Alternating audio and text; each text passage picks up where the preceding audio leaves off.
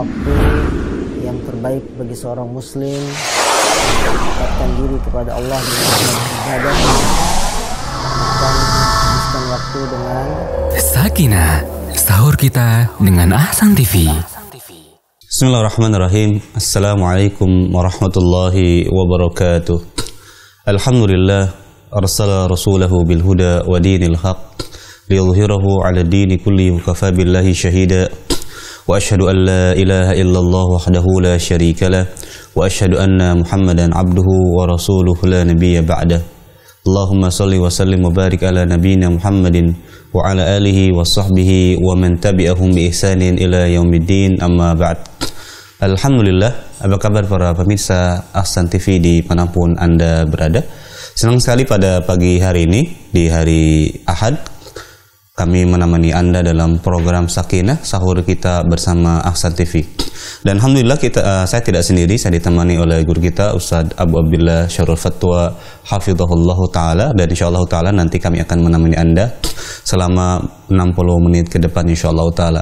Adapun pembahasan program Sakinah di pagi hari ini, yakni Islam, agama, cinta, damai. Dan ini adalah pembahasan yang sangat menarik sekali karena memang beberapa belakang terakhir ini bahwa stigma Islam dicap sebagai agama yang radikal, teroris dan sebagainya, itu adalah melekat sebagai sudut pandang yang jelek yang disudutkan terhadap agama Islam. Dan insyaallah ta'ala bagaimana nanti Ustaz akan membahas terkait tentang Islam adalah agama rahmatan lil alamin, agama yang damai.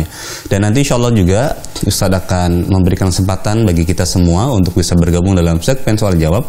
Bagi Anda yang ingin bertanya melalui layanan interaktif secara langsung, silahkan nanti menghubungi kami di nomor 0813 18294352, atau Anda juga bisa bertanya melalui layanan pesan singkat di nomor 0813 14455557. Insyaallah ta'ala nanti kami akan berikan kesempatan setelah jeda nanti. Baik, sebelum Ustaz memulai pembahasan, kita sapa beliau terlebih dahulu. Assalamualaikum warahmatullahi wabarakatuh, Ustaz. Waalaikumsalam warahmatullahi wabarakatuh. Gimana Ustaz hari ini? Sehat? Baik, alhamdulillah. Insyaallah kita sudah nggak terasa masuk ke hari ke-6 saja. Baik, ya. Baik, kita mulai. Kami persilakan kepada Ustaz, falyatafaddal masykuran. Bismillahirrahmanirrahim. Assalamualaikum warahmatullahi wabarakatuh. Innal hamdalillah nahmaduhu wa nasta'inuhu wa nastaghfiruh wa na'udzu billahi min syururi anfusina wa min sayyiati a'malina. May yahdihillahu fala mudilla lahu wa may yudlil fala hadiyalah. Asyhadu an la ilaha illallah wahdahu la syarikalah wa asyhadu anna Muhammadan abduhu wa rasuluhu la nabiyya ba'dah. Qala Allah tabaraka wa ta'ala, ya ayyuhalladzina amanu taqullaha haqqa tuqatih wa la tamutunna illa wa antum muslimun. Wa qala aidha, ya ayyuhan nasu taqu rabbakumul ladzi khalaqakum min nafsin wahidah wa khalaqa minha zawjaha wa batha minhuma rijalan katsiran wa nisaa'a wattaqullaha alladzi tasaaluna bihi wal arham innallaha kana 'alaikum raqiba. Fa inna asdaqal hadis kitabullah wa khairal hadi hadi Muhammadin sallallahu alaihi wasallam wa syarrul umuri muhdatsatuha fa inna kulla muhdatsatin bid'ah wa kulla bid'atin dhalalah wa kulla dhalalatin finnar.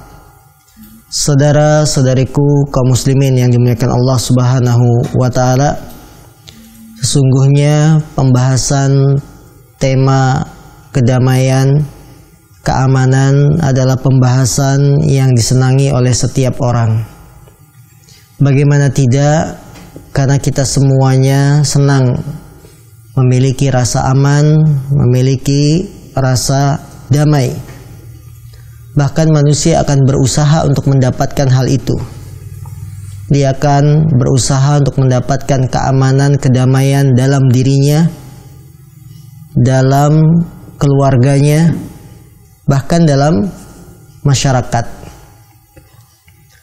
Mendapatkan kedamaian dalam diri, hatinya bahagia, ya aman, tentram, ya. Mendapatkan kedamaian di keluarganya. Tentunya pasangan suami istri yang menikah inginnya damai, tidak selalu ada keributan, tidak selalu diwaswasi rasa takut, ya. Begitupun di masyarakat kita. Tentunya masyarakat pun ingin hidup damai, ingin hidup aman, tentram, sentosa. Maka pembahasan tema ini sangat penting untuk kita angkat. Karena kalimat damai itu lawan dari kata apa? Takut, ya. Bisa dikatakan lawan dari kata takut. Aman itu lawan dari kata takut. Damai. Maka ketika kita membahas keamanan, kedamaian, ini akan menenteramkan jiwa kita. Sungguh apa yang kita lihat di akhir-akhir ini, betapa meruginya saudara-saudara kita yang dia melakukan aksi-aksi merusak keamanan dan kedamaian, terutama negeri kita yang kita cintai ini. Maka kaum muslimin, dengan mohon taufik kepada Allah Subhanahu wa taala, kami akan mengupas bahwa agama yang kita yakini kebenarannya ini adalah agama Islam, adalah agama yang cinta untuk kedamaian, cinta untuk mendatangkan rasa damai, rasa aman bagi seluruh umat, bukan hanya kepada pemeluk agama Islam saja. Agar tuduhan-tuduhan miring kepada agama yang kita cintai ini, agama Islam, dapat kita tangkis, bahwa mereka mengatakan Islam itu agama keras, Islam itu agama pedang, Islam itu agama teror, ya. Umat Islam adalah umat yang tidak toleransi kepada agama yang lain. Tentu tuduhan-tuduhan ini menyakitkan hati kaum muslimin. Belum lagi pemeluk agama Islam sendiri ada yang tidak memahami maqasidus syariah. Apa maqasid syariah? Tujuan besar dari agama kita. Yang salah satu tujuan besar agama kita adalah menciptakan keamanan dan kedamaian, ya, terhadap kaum muslimin khususnya dan kepada seluruh umat di dunia ini. Saudara-saudaraku yang dimuliakan Allah Subhanahu wa taala, ketahuilah bahwa keamanan dan kedamaian adalah anugerah dari Allah Subhanahu wa taala yang diberikan pada kita, kepada agama kita. Allah yang memberikan rasa aman dan damai, sehingga tidak ada rasa takut.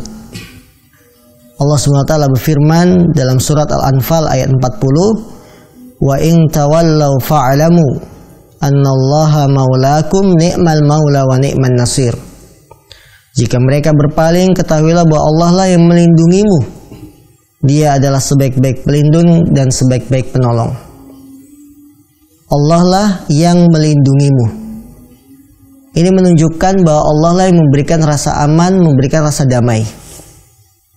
Perselisihan, teror, ya, ini akan mencabut nikmat rasa aman dan damai yang sebenarnya Allah memberikan. Sehingga orang yang melakukan teror, orang yang melakukan kekerasan, berarti dia telah menyalahi ayat ini, bahwa Allah lah yang memberikan rasa damai itu. Maka yang harusnya kita lakukan apa? Menjaga dan merawatnya. Kemudian dalam Al-Quran juga Allah banyak berbicara tentang hakikat keamanan dan kedamaian. Allah yang memberikan kondisi suatu negeri itu aman, suatu negeri itu damai, ya. Maka ayat-ayat ini mengajarkan pada kita bahwa Islam adalah agama yang cinta damai.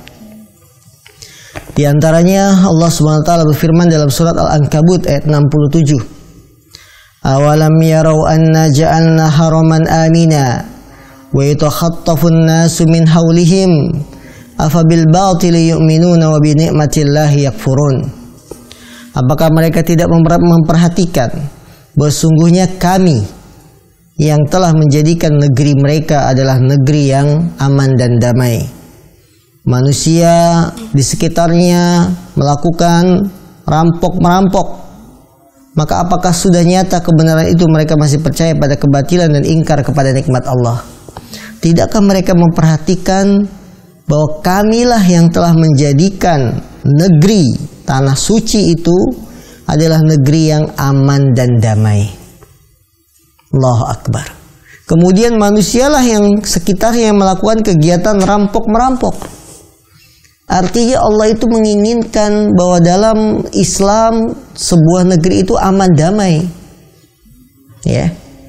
Tidak ada saling memakan satu sama lain, tapi manusialah yang membuat kedamaian ini menjadi rusak. Pada asalnya Allah itu ingin Islam itu agama yang damai. Negeri itu dijadikan oleh Allah menjadi damai, tapi ulah manusialah yang membuat mereka rampok-merampok, saling memakan satu sama lain, yang menghancurkan keamanan dan kedamaian yang sebenarnya telah Allah berikan pada satu negeri. Dalam ayat yang lain dalam surat Al-Qasas ayat 57, Allah juga berfirman, awalam numakkil lahum haraman amina yuhya ilaihi thamaratu kulli syai'i rizqan min ladunna walakinna aktsarahum la ya'lamun.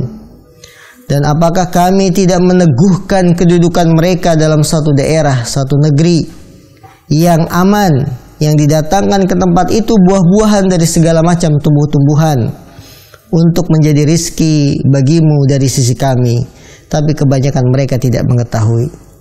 Bukankah kami yang numakkil lahum, yang telah membuat mereka tinggal di suatu negeri, haraman amina, dalam keadaan haram, ya maksudnya tanah suci, kemudian amina, damai. Kami yang menjadikan suatu negeri itu menjadi aman, damai. Kemudian nikmat kedamaian ini adalah nikmat yang diminta oleh Nabi kita, Nabi Ibrahim. Ketika Nabi Ibrahim berdoa, wa id qala Ibrahimu rabbi ja'al hadza baladan amina. Ingatlah ketika Ibrahim berdoa, ya Rabbku, jadikanlah negeri ini negeri yang aman, sentosa, damai. Ya. Maka kaum muslimin yang dimuliakan Allah SWT, bahwa Islam itu agama yang cinta damai. Belum lagi ayat-ayat yang lain Allah juga berfirman, wa ma arsalnaka illa rahmatan lil alamin. Kami tidaklah mengutus kamu wahai Muhammad melainkan rahmatan, sebagai rahmat bagi semesta alam. Sehingga saudara-saudariku yang dimuliakan Allah Subhanahu wa taala, nikmat kedamaian, nikmat keamanan yang kita rasakan, ya, nikmat yang harus kita syukuri. Bapak Ibu bisa rasakan bagaimana besarnya nikmat ini. Di pagi hari kita berjalan, ya, dalam keadaan tentram, tidak ada gangguan, damai. Itu enak, jiwa itu tenang kalau ada rasa seperti itu. Ya. Jalan kita ke kantor aman. Kemudian berkendaraan tertib, damai, tidak ada saling tabrak, tidak ada saling kejar mengejar, rampok merampok.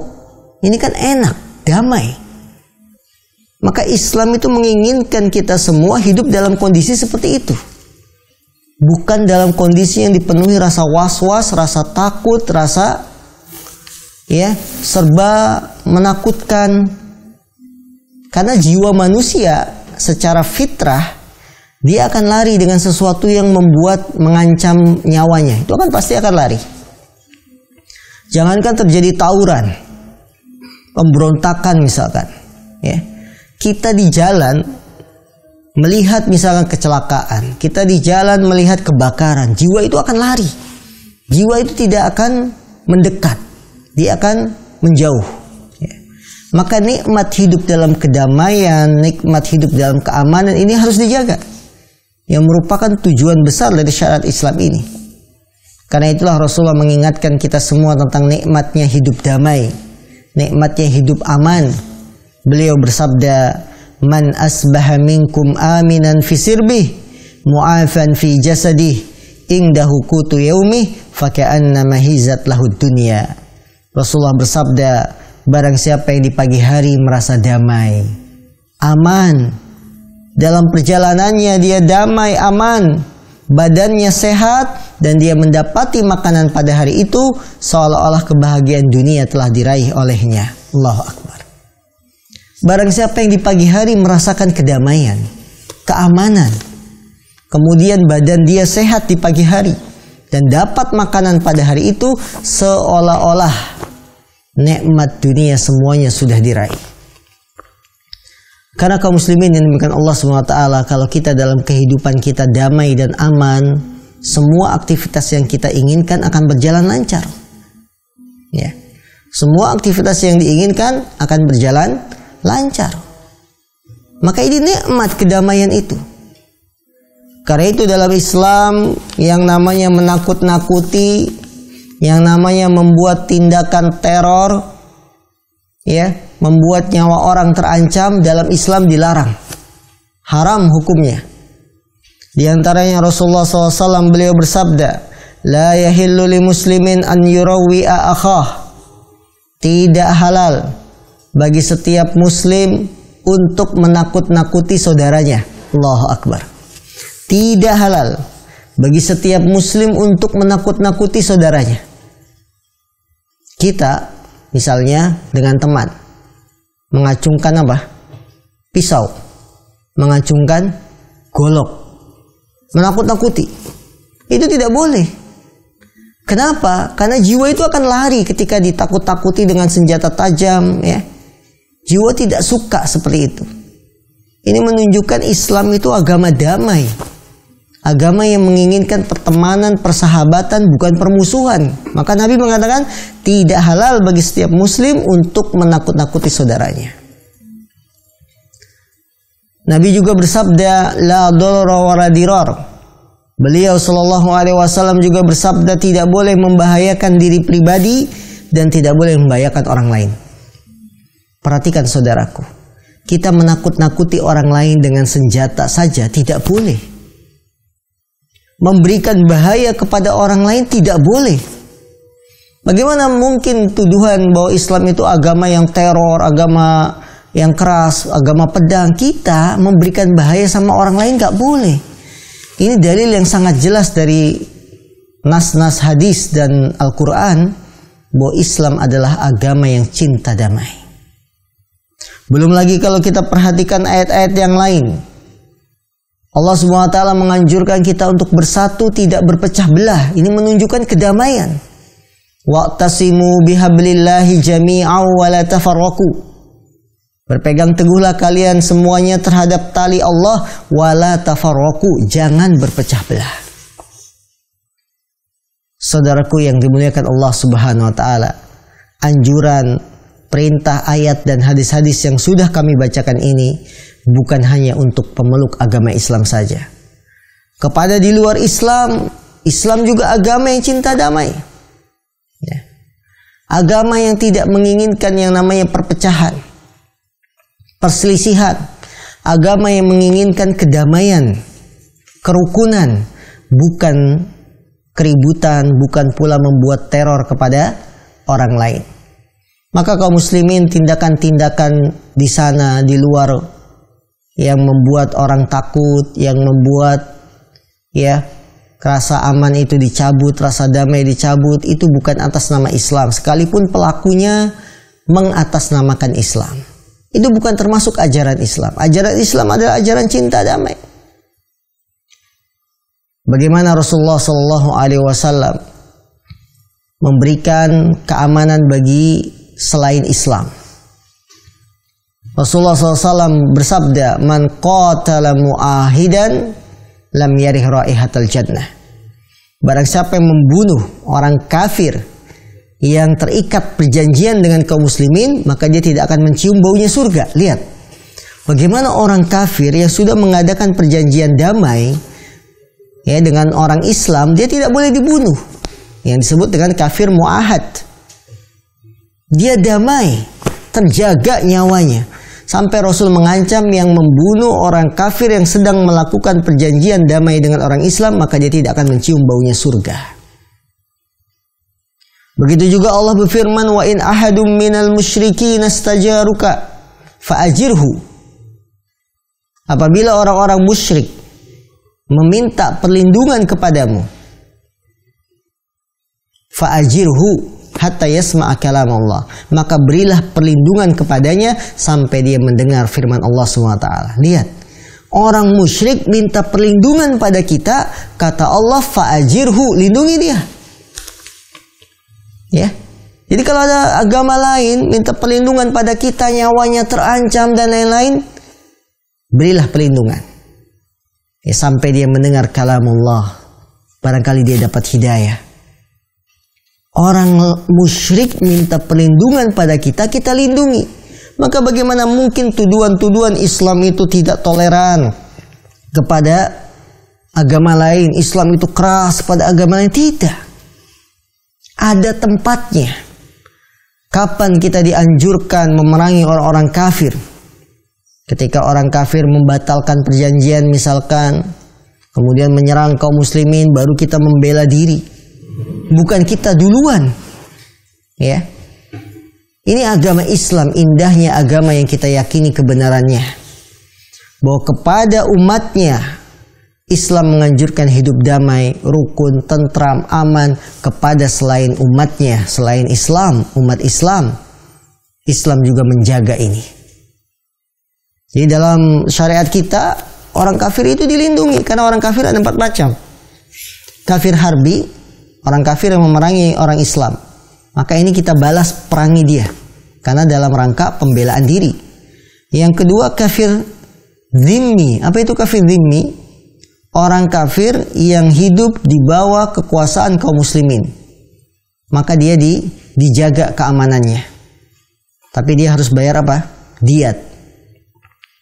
Yang ketiga orang kafir yang disebut kafir musta'min. Apa musta'min? Yang minta jaminan keamanan. Maka ini pun wajib dilindungi. Kafir dhimmi dilindungi, kafir musta'min juga dilindungi. Yang keempat jenis orang kafir, kafir mu'ahad. Orang kafir yang terikat perjanjian dengan kaum muslimin untuk hidup damai. Tidak saling serang, tidak saling perang, maka pun wajib dilindungi. Dengan demikian kaum muslimin yang dimuliakan Allah, adanya visa, kalau kita masuk ke negara orang itu diterbitkan visa. Visa itu jaminan keamanan. Siapapun yang masuk negeri kita dengan menggunakan visa, maka dia jaminan keamanan walaupun dia orang kafir. Tidak boleh dibunuh, tidak boleh disakiti, tidak boleh dirampok dan sebagainya. Karena itu betapa indahnya agama kita, rahmatan lil alamin. Rahmat bagi semesta alam. Agama yang cinta kedamaian, bukan cinta kerusuhan, bukan cinta teror, bukan cinta menakut-nakuti orang. Tidak boleh hal semacam ini. Maka kalau kita perhatikan aksi-aksi yang ada di akhir-akhir ini, apakah disebut aksi bela Islam, apakah disebut aksi jihadiyah, dalam rangka membela Islam, dalam rangka jihad, tapi membuat teror, membuat orang takut, membuat orang tidak merasa nyaman, maka ini bukan termasuk ajaran Islam. Ajaran Islam adalah agama yang cinta damai. Bukan agama yang cinta kerusuhan, bukan agama yang cinta teror, suka menyakiti orang, memberikan bahaya. Tidak, karena dalil-dalilnya sudah jelas dan sudah kami sebutkan. Dalil dari Al-Quran, dalil dari hadis Nabi SAW. Maka kaum muslimin, bagaimana kita mewujudkan kedamaian ini? Bagaimana ajaran Islam yang indah ini, bahwa Islam adalah agama cinta damai, sehingga keamanan, kedamaian satu negeri bisa terwujud. Salah satu sebab untuk meraih kedamaian dan keamanan adalah beriman kepada Allah Subhanahu wa ta'ala. Ini sebab terbesar untuk meraih kedamaian dan keamanan. Karena tidak ada rasa aman itu kecuali dengan beriman. Beriman kepada Allah dengan keimanan yang benar. Maka kalau seorang hamba, dia imannya semakin besar kepada Allah, maka akan tinggi rasa keamanan dan kedamaian yang akan dia raih, yang akan dia dapat. Begitupun satu negeri. Apabila satu negeri itu semakin tinggi keimanannya kepada Allah, maka kedamaian pun akan semakin besar yang mereka dapatkan. Allah Subhanahu wa taala berfirman, "Lau amana ahlul qura wattaqau la fatahna 'alaihim barakatim minas sama." Andaikan penduduk negeri itu aman, beriman, wattaqau, dan mereka bertakwa, kami akan bukakan pintu-pintu keberkahan dari langit. Jadi kalau kita mendambakan negeri kita itu damai, aman, kuncinya adalah beriman. Semakin suatu negeri itu beriman kepada Allah, maka Allah akan turunkan keberkahan dari langit. Allah turunkan rizki. Allah turunkan bagaimana diangkatnya pemimpin-pemimpin yang bisa mengayomi rakyatnya, melindungi rakyatnya, sehingga rasa damai itu ada. Karena kalau Allah angkat pemimpin yang baik, insya Allah rakyat pun akan baik. Tidak ada kegaduhan. Sebaliknya ketika Allah angkat pemimpin-pemimpin yang tidak baik, kegaduhan akan semakin banyak di masyarakat. Maka kunci mewujudkan kedamaian, keamanan, beriman. Beriman. Tidak ada rasa takut bagi orang yang beriman kepada Allah. Tidak ada rasa perasaan ingin saling mengambil, saling membunuh. Tidak ada, karena dia sudah beriman pada Allah Subhanahu wa taala. Karena itu dalam surat Al-An'am ayat 48 Allah berfirman, "Faman amana wa aslah fala khaufun 'alaihim wa lahum yahzanun." Barang siapa yang beriman dan mengadakan perdamaian, islah itu apa? Damai. Maka tidak ada ketakutan terhadap mereka dan tidak pula mereka bersedih hati. Allahu Akbar. Ternyata kunci dari kata damai, kunci dari kata aman, beriman pada Allah Subhanahu wa taala. Ini sebagai renungan kita bersama kaum muslimin. Bila kita menginginkan negeri kita yang aman, damai, berimanlah kepada Allah. Dengan keimanan yang benar. Bukan dengan keimanan yang dicampuri hawa nafsu. Aksi-aksi sekarang yang mengatasnamakan Islam, yang mengatasnamakan jihad, ini imannya sudah dicampuri hawa nafsu. Ya, hawa nafsu ingin cepat masuk surga. Kamu mau nggak masuk surga cepat? Jalan pintas. Kamu mau tidak kesalahan-kesalahanmu diampuni dalam tempo sesingkat-singkatnya? Ya. Dalam tempo yang sesingkat-singkatnya kesalahanmu, dosamu bisa terhapus. Apa itu? Jadi pengantin. Nah, pengantin apa? Pengantin yang bawa bom. Ya ini. Ini keimanan yang sudah dicampuri dengan hawa nafsu. Yang dalam Islam berlepas diri terhadap aksi-aksi semacam ini.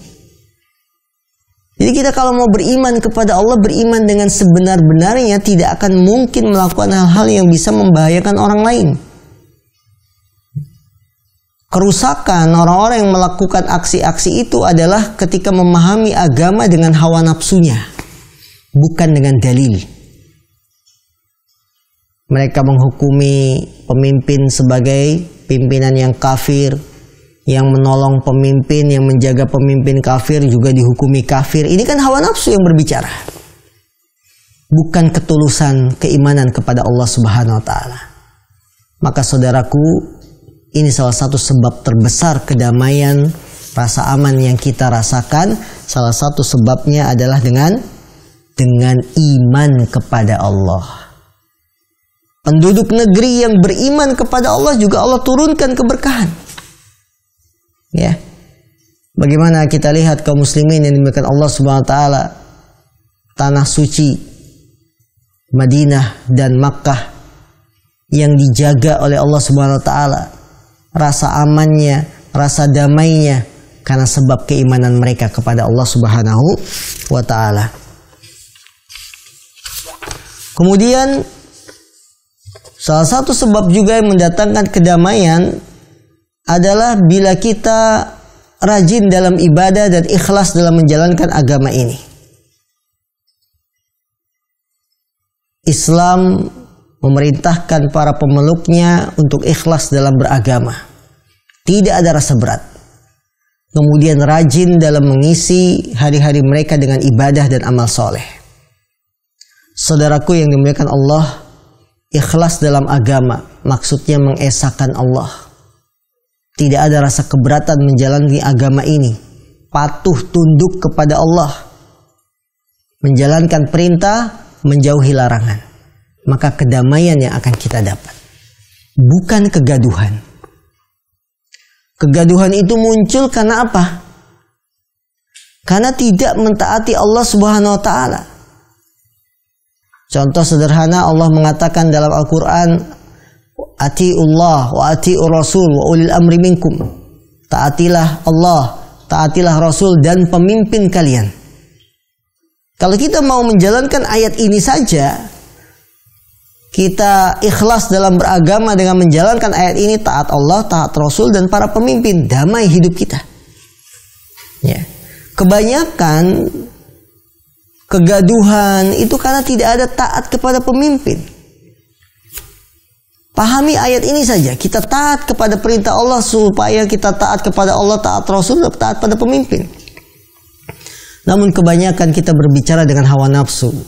Ketika pemimpin melakukan tindakan kezaliman, langsung keluar, protes, demo, sehingga kedamaian itu hilang. Ya, walaupun secara hukum dijamin hak-hak orang bebas berpendapat, betul. Tapi kalau kita secara agama mau mendengar ayat ini, kita akan taat kepada pemimpin kita. Nah, ini insya Allah akan kita kaji di pertemuan sakinah berikutnya, bagaimana hubungan rakyat dan penguasa. Ya. Karena ini ada kaitannya, akan menimbulkan rasa damai. Coba kaum muslimin perhatikan. Sumber keributan, sumber ketidakamanan, tidak damaian, salah satunya adalah tidak taat sama pemimpin. Ya, ketika terbit suatu undang-undang yang dianggap merugikan menurut sudut pandang orang yang memandangnya, merugikan pekerja, turun ke jalan. Sehingga yang terjadi apa? Bukan kedamaian, tapi kerusakan. Yang terjadi apa? Kehancuran. Pembakaran halte, pembakaran fasilitas umum dan sebagainya. Ini kan bukan kedamaian. Orang kalau melihat api besar, keributan, itu kan bukan damai namanya. Itu namanya kerusuhan. Padahal Islam adalah agama yang cinta damai. Sumbernya satu, apa? Tidak taat kepada pemimpin. Ya. Maka salah satu sebab mewujudkan kedamaian, keamanan, taat dalam agama kita. Apa yang Allah perintahkan, dengar, taat. Apa yang Rasul katakan, dengar, taat. Ya. Kaum muslimin yang dimuliakan Allah Subhanahu wa taala, jadilah kita sebagai hamba-hamba yang menjalani agama ini dengan benar. Bukan hamba-hamba yang mengikuti hawa nafsu dalam beragama. Hawa nafsu itu harus diletakkan di belakang aturan Allah dan Rasul, bukan mendahului aturan Allah dan Rasul. Ini perlu digarisbawahi. Ya, kita dalam beragama itu bukan dengan hawa nafsu, tapi kita beragama itu tunduk patuh. Karena itulah disebut Islam. Islam itu dari kata salima, artinya apa? Selamat, damai. Ya, dia berserah diri kepada Allah, tunduk dan patuh. Itu namanya Islam. Ketika kita berserah diri, tunduk dan patuh, maka keamanan yang akan turun, kedamaian yang akan turun, bukan malah ketakutan, bukan malah kerusuhan, teror dan sebagainya. Maka saudaraku, ini perkara kedua yang bisa mendatangkan kedamaian, yaitu kita ikhlas dalam beragama dan taat kepada Allah SWT. Kemudian yang kedua, salah satu mewujudkan kedamaian sebabnya adalah dengan berdoa kepada Allah. Keselamatan agar kita diselamatkan di dunia dan di akhirat. Di antara Rasulullah mengajarkan sebuah doa, Allahumma inni as'alukal afiyah fid dunya wal akhirah. Allahumma inni as'alukal afwa wal afiyah fi dini wa dunyaya wa ahli wa mali. Allahumma astur aurati wa amin rawati. Allahumma hfadni min baini yaday wa min khalfi wa an yamini wa an shimali wa min fawqi wa a'udzu bi adzamatika uhtala min tahti. Rasulullah mengajarkan sebuah doa, Allahumma inni as'aluka al-afiyah fid dunya wal akhirah. Ya Allah, aku mohon kepadamu keselamatan. Allahu akbar. Aku mohon kepadamu keselamatan di dunia dan di akhirat. Kata-kata selamat itu berarti kan lawan dari apa? Takut. Selamat itu kan damai. Di mana? Di dunia juga di akhirat. Aku mohon kepadamu kebaikan, keselamatan dalam agamaku, duniaku, keluargaku, hartaku. Ya Allah, tutupilah auratku dan berilah ketentraman di hatiku. wa amin ro'ati. Berilah keamanan terhadap rasa takut yang menghinggapi diriku. Ini doa. Maka saudaraku yang dimuliakan Allah Subhanahu wa taala, dari dalil-dalil Quran dan hadis ini sangat jelas mengajarkan pada kita bahwa Islam adalah agama yang cinta damai, bukan agama yang menyerukan permusuhan, bukan agama yang menyerukan kebencian, tidak. Maka ujaran kebencian itu tidak boleh. Rasulullah mengatakan apa? Laisal muslim bito'an. Orang muslim itu bukan orang yang banyak mencela, mengujar kebencian. Tidak. Ya. Bukan orang yang menantang duel, menantang bermusuhan, tidak. Orang muslim itu ucapannya selamat. Al-muslimu man salimal muslimuna min lisanihi wa yadihi. Orang muslim itu adalah orang yang selamat lisannya dan tangannya. Jadi dia tidak menyakiti, tidak pula menakut-nakuti dengan senjata tajam, apalagi sampai meneror, menembak. Ini bukan ajaran Islam. Dan dalilnya tadi sudah kami jelaskan dari ayat Quran maupun dari hadis-hadis Nabi Sallallahu Alaihi Wasallam. Baik para pemirsa yang dimuliakan Allah SWT, ini ulasan singkat yang kami ambil dari Al-Quran dan hadis-hadis Rasul Sallallahu Alaihi Wasallam yang menunjukkan kepada kita semua bahwa Islam adalah agama cinta damai, bukan agama yang menginginkan permusuhan, kerusuhan, saling memakan, saling merampok, tidak. Tapi agama yang menginginkan hidup aman, tentram, damai. Dan kami sudah sebutkan pula 3 cara agar kita bisa mendapat kedamaian dan keamanan, sehingga kalau kita mau mengikuti apa yang diajarkan oleh Allah dan Rasul, insya Allah kedamaian itu akan turun pada diri-diri kita dan pada negeri kita yang kita cintai. Nah, Allah alam.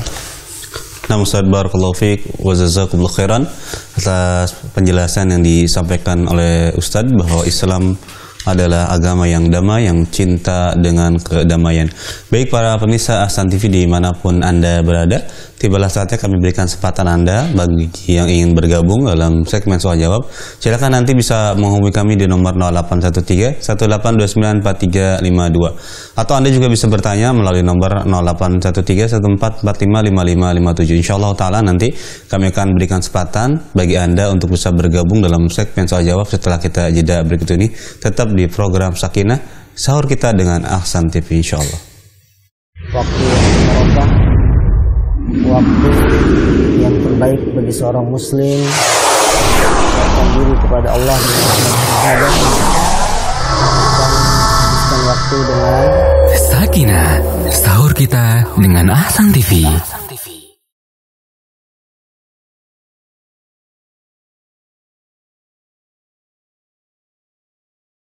Baik para pemirsa Ahsan TV dimanapun Anda berada, masih dalam program Sakinah, sahur kita bersama Ahsan TV.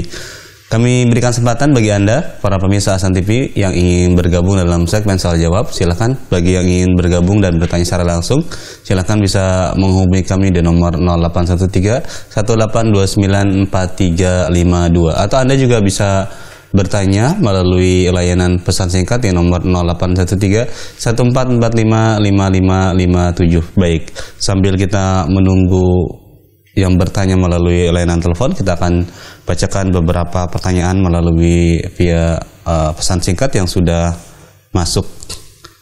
Kita bacakan pertama dari hamba Allah, tidak menyebutkan nama dan asal dari mana. Assalamualaikum warahmatullahi wabarakatuh. Ustaz, izin bertanya, bagaimana hukumnya ketika kita sedang berpuasa, kita memiliki suudzon dengan pasangan, karena pasangan sering membuat kita curiga, Ustaz, karena memang pasangan dahulunya sering berbuat maksiat. Apa hukum berbuat maksiat ketika sedang berpuasa? Mohon nasihat dari Ustaz tentang hal ini. Jazakumullahu khairan. Baik, saudaraku yang dimuliakan Allah SWT, dalam ibadah puasa Ramadan ada hal-hal yang membatalkan puasa, ada hal-hal yang mengurangi pahala puasa, dan ada hal-hal yang dibolehkan atau bahkan dianjurkan dalam ibadah puasa. Hal-hal yang membatalkan puasa jelas perkara-perkara yang secara dalil sudah disebutkan bisa membatalkan puasa, seperti makan minum, ya seperti berhubungan suami istri, ini jelas membatalkan puasanya. Yang kedua, ada perkara-perkara yang mengurangi pahala puasa. Yang dapat mengurangi pahala puasa misalnya berdusta, ya, berbohong. Dapat mengurangi pahala puasa misalnya apa? Anggota badan kita tidak menjaga dari maksiat, ya, masih tetap mendengarkan hal-hal yang haram, melihat hal-hal yang haram. Termasuk dalam kategori ini yang ditanyakan oleh penanya, yaitu berprasangka buruk, suudzon kepada pasangannya. Ini tidak membatalkan puasanya, tapi mengurangi pahala puasa. Suudzon kepada pasangan. Apabila suudzon ini hanya prasangka praduga saja, tanpa ada bukti, ya, maka mengurangi pahala puasa kita. Nah, itu tidak boleh kita berprasangka buruk kepada saudara kita. Ada jenis kedua, suudzon itu dibangun di atas qarinah. Qarinah itu apa? Indikator, indikasinya. Ada indikasi-indikasi, kemudian kita berprasangka buruk. Maka hal ini kalau memang betul berdasarkan indikasi, Anda tidak salah. Tapi kalau hanya sekedar praduga, indikasinya tidak ada, maka Anda salah. Nah, terhadap pasangan kita pun demikian. Jangan selalu berprasangka buruk yang akan membuat perpecahan dalam rumah tangga. Suami misalkan di bulan puasa biasa ya berangkat kantor jam 7, pulang sore. Kemudian kita berprasangka buruk sama istri saya jangan-jangan di rumah memasukkan pria lain ketika saya kerja. Ini akan menghancurkan kehidupan rumah tangga. Apakah puasanya si suami yang berprasangka buruk kepada istrinya sah? Sah. Batal tidak? Tidak batal. Tapi mengurangi pahala puasa karena dia apa? Melakukan suudzon atau prasangka buruk. Begitupun sebaliknya, istri misalnya berprasangka buruk pada suami. Ini suami nggak pulang-pulang, ya, subuh-subuh masih tetap jalan. Ya, prasangkanya buruk, jangan-jangan ada pos 2, jangan-jangan bermain di sana di luar. Maka tidak membatalkan puasa, tapi apa? Mengurangi pahala puasa. Nah, baik Ustaz, jazakallahu khairan atas jawaban dari Ustaz. Kita bacakan penanya berikutnya, Ustaz. Assalamualaikum warahmatullahi wabarakatuh. Ustaz, bagaimana sikap kita tatkala kita diajak oleh teman untuk turun ke jalan, Ustaz? Sedangkan jika kita tidak ikut, kita diancam begini dan begitu, Ustaz. Mohon nasihat dari Ustaz tentang hal ini, Ustaz. Baik. Bagaimana sikap kita ketika kita diajak turun ke jalan oleh teman? Kalau tidak ikut turun, maka kita dibenci oleh teman dan lain-lain.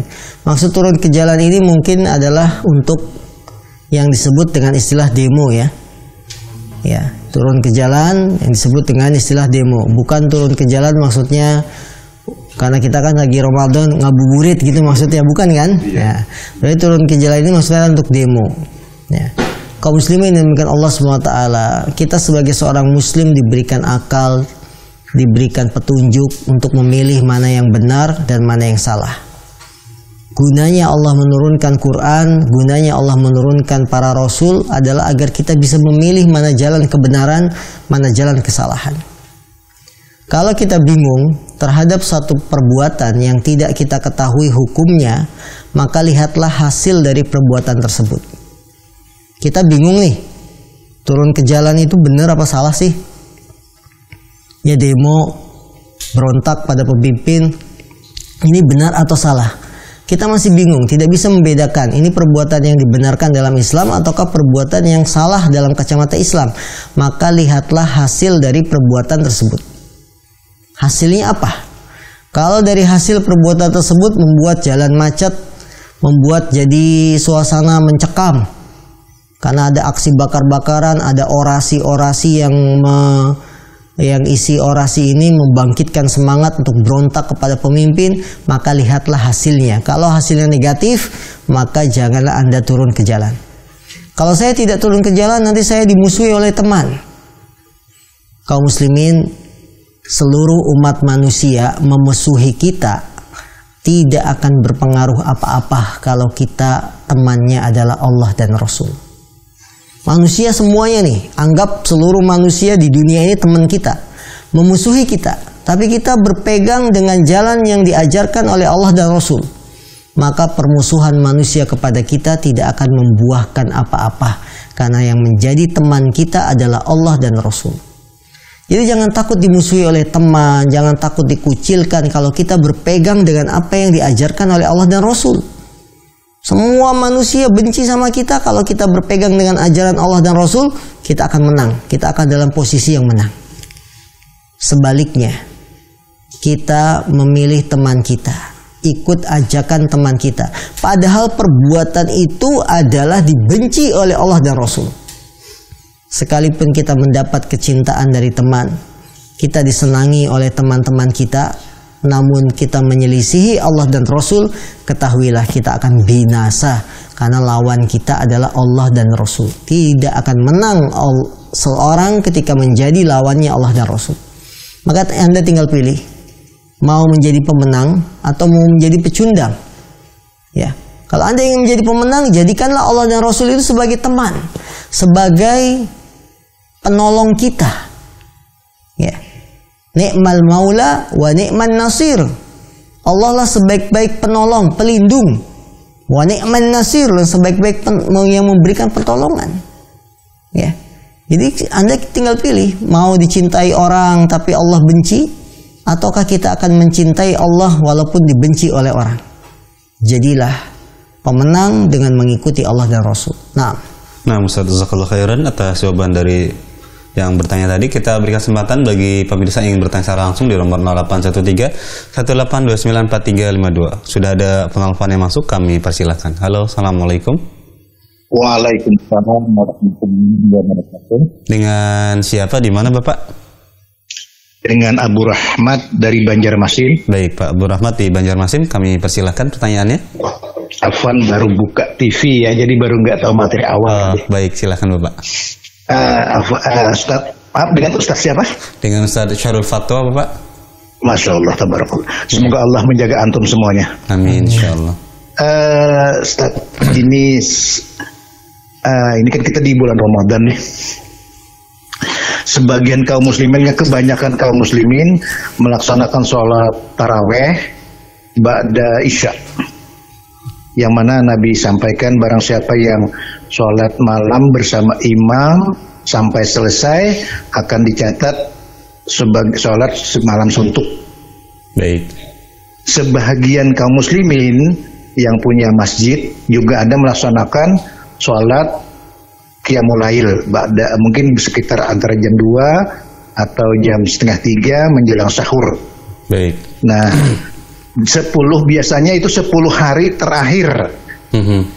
Atau kalau mungkin kalau kita lebih melihat di TV juga, saya kadang-kala tapi tidak patokan sebagai kebenaran dan sebagai dalil. Baik. Di Saudi, Makkah, Madinah melaksanakan sampai tengah malam juga. Baik, silakan. Yang saya tanyakan, kalau katakan kita sudah melaksanakan sholat tarawih ba'da isya sampai selesai bersama imam, dicatat sebagai sholat semalam suntuk. Baik. Nah, kalau kita mengerjakan 10 hari terakhir bersama imam, itu sholat apa ya namanya?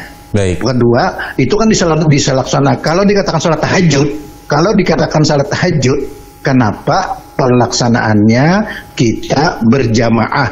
Apakah ada dalil yang sahih dan sahih Rasulullah dan para sahabat mengerjakannya? Baik. Terima kasih. Assalamualaikum warahmatullahi wabarakatuh. Waalaikumsalam warahmatullahi wabarakatuh. Pak Abu Rahmat di Banjarmasin, barakallahu fiik atas pertanyaan. Silakan Ustaz. baik kaum muslimin dimuliakan Allah SWT, termasuk kebaikan dan semangat kaum muslimin di bulan Ramadan ini adalah melaksanakan sholat tarawih secara berjamaah. Manusia di bulan Ramadan ini berbondong-bondong untuk melaksanakan sholat tarawih setelah ba'da isya, yang mereka bila ikut sholat tarawih bersama imam setelah ba'da isya akan mendapat pahala sholat semalam suntuk. Kemudian pertanyaannya, apabila kita sholat lagi, sudah sholat tarawih, sholat lagi di pertengahan malam, ya, Maka sholat apakah ini? Apakah disebut sholat tahajud? Kalau itu disebut sholat tahajud, kenapa harus berjamaah? Apakah ada dalilnya? Ya.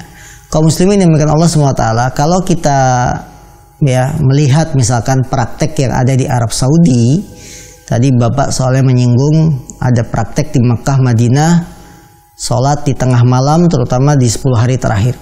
Ketahuilah pelaksanaan di Mekah dan Madinah itu, ya sholat yang di pertengahan malam terakhir, yaitu jam 1:30 atau jam 2, ini masih dalam rangkaian sholat taraweh. Karena di Saudi Arabia, di Mekah dan Madinah, kalau 10 hari terakhir, mereka sholat tarawehnya tidak dihabiskan dari habis Isya.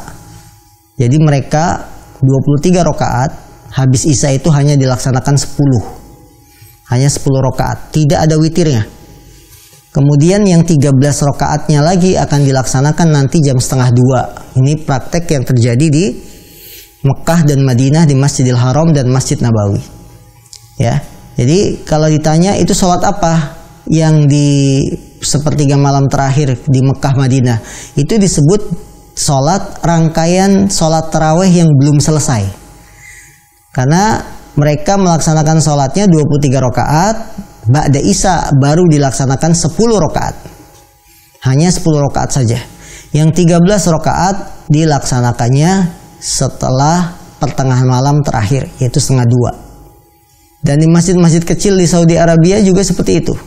Kalau melaksanakan tarawihnya 11 rakaat di 10 hari terakhir Ramadan, ya kalau di hari-hari pertama Ramadan 11 rakaat itu diselesaikan setelah Isya di masjid-masjid di Saudi Arabia.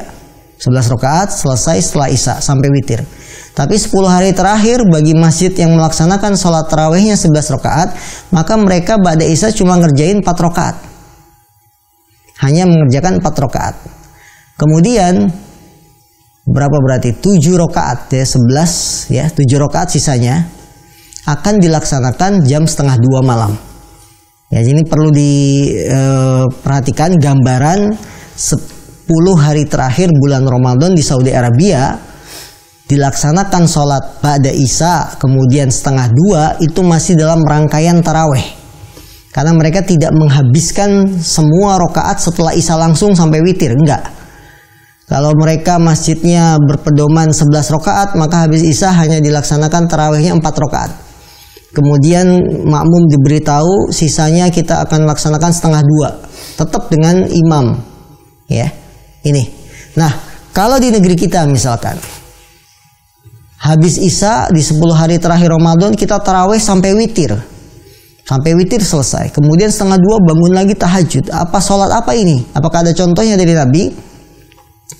Ini yang disebut dengan sholat qiyamul lail atau sholat tahajud. Hukumnya boleh saja. Hanya saja tidak boleh ditutup dengan witir lagi. Kenapa tidak boleh ditutup dengan witir lagi? Karena kita sudah witir ba'da Isya. Kita sudah selesai sampai witir. Maka ketika bangun 1:30 ingin sholat malam, silakan 2 rakaat semampunya tanpa sholat witir. Karena Nabi bersabda, la witrani fi lailatin. Tidak ada 2 sholat witir dalam satu malam. Jika ditanya, apakah kalau itu disebut tahajud, kenapa harus berjamaah? Apakah boleh? Jawabannya boleh. Jawabannya boleh, sholat tahajud itu berjamaah. Apa dalilnya? Satu malam Nabi SAW bangun sholat malam. Kemudian ya ponakannya Ibnu Abbas ya, atau sepupunya ya ikut sholat bersama Nabi Shallallahu Alaihi Wasallam. Sholat bersama Nabi dan posisi berdirinya salah, sebelah kiri. Maka Nabi pindahkan sepupunya ini di sebelah kanan. Ini beliau sholat malam kemudian berjamaah. Menunjukkan pada kita sholat tahajud itu kalau dilaksanakan berjamaah dibolehkan. Dibolehkan, sekali-kali dibolehkan sebagaimana contoh dari Rasul SAW. Sekarang perkaranya kita tahajudnya ini tiap 10 hari terakhir Ramadan berjamaah terus. Apakah ada dalilnya juga? Boleh. Karena Nabi SAW ketika 10 hari terakhir beliau keluar mengajak keluarganya, membangunkan istrinya dan keluarganya untuk sholat malam. Sampai kata sahabat, Rasul mengimami kami dan kami khawatir mendapati subuh. Ya, ini menunjukkan bolehnya berjamaah sholat malam ya, apabila dilakukan di momen-momen khusus seperti bulan Ramadan. Ya, ini jadi harap dibedakan kasus antara di negeri kita yang sudah menyelesaikan taraweh dengan witir, maka ketika bangun sepertiga malam terakhir boleh sholat lagi, namun tidak boleh ada witirnya. Kalau di Saudi Arabia, di Mekah Madinah, mereka habis isya sholat taraweh, cuma tidak dihabiskan langsung 11 rakaat, tidak, dicicil, sisanya dilaksanakan setengah 2, ya, kemudian baru witir. Itu disebut sholat taraweh, hanya saja pelaksanaannya dipecah menjadi 2 kali. Nah, Allah a'lam. Nah, Ustaz, barakallahu fiik, jazakumullah khairan atas jawaban dari pertanyaan Pak Abu Rahmat di Kalimantan Selatan di Banjarmasin. Karena waktu yang terbatas, Ustaz, mungkin sebagai penutup kita di kesempatan pagi hari ini, maka kami ucapkan jazakumullah khairan pada Ustaz telah meluangkan waktu di hari Sabtu dan di hari Ahad. Dan kami ucapkan juga jazakumullah khairan kepada seluruh pemirsa Ahsan TV yang terus menyimak dan menyaksikan tayangan program Sakinah di pagi hari ini. Maka bagi Anda yang ingin bertanya di program Sakinah, kami persilakan untuk tetap menyaksikan program Sakinah di setiap hari Sabtu dan Ahad. Insyaallah Ta'ala kita akan hadir di Sabtu yang pekan depan, insyaallah. Mudah-mudahan Allah Subhanahu Wa Ta'ala memberikan kesehatan kepada Ustadz dan kita semua untuk tetap bisa memberikan tayangan yang bermanfaat selama di bulan Ramadan. Izinkan kami atas nama kru yang bertugas pada kesempatan pagi hari ini, mohon maaf jika ada kekurangan. Kita undur diri dan kita tutup majelis ini dengan doa kafaratul majlis. Subhanakallahumma wa bihamdika asyhadu an la ilaha illa anta astaghfiruka wa atubu ilaik. Assalamualaikum warahmatullahi wabarakatuh.